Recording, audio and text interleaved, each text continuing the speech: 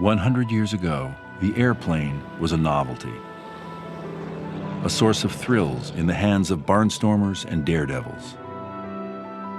Air shows started around the world, and they were attended by 100,000 people, 200,000 people, and there are press reports of jaw-drop crowds watching specks appear in the distance and then grow into airplanes. They were diving and then taking off. People simply couldn't believe this was true. What you really did hear people saying was, my gosh, if we can do that, what can't we do?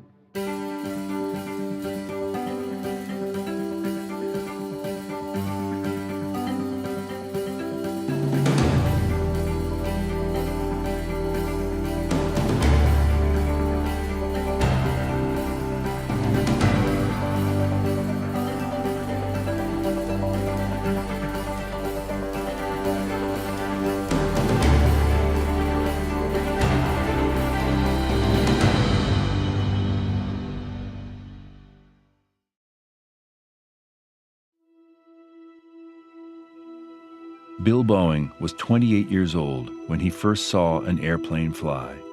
Bill Boeing went to the LA Air Show in January of 1910. Boeing, like many other people in the field, the second they were exposed to aviation, it became a passion. He had other interests and he was making money from other things, but he effectively became an aviation businessman from that very first moment. Bill Boeing came to maturity at that time when all that was going on. And even though there were all these problems about these lumbering, relatively unsafe, noisy airplanes, he was caught by the magic. I think he was really touched by the magic.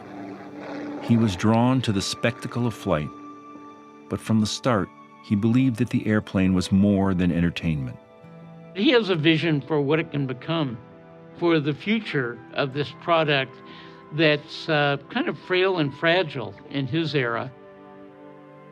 He envisioned that this assemblage of wood, wire, and cloth, invented by two bicycle mechanics, Orville and Wilbur Wright, would one day be as central to daily life as the railroad and the automobile. Boeing was already wealthy from managing and expanding his timber trading business in the Pacific Northwest. But Boeing's legacy is the company he founded in 1916. He literally made his first trip out to the West Coast the year of the Wright brothers' first flight.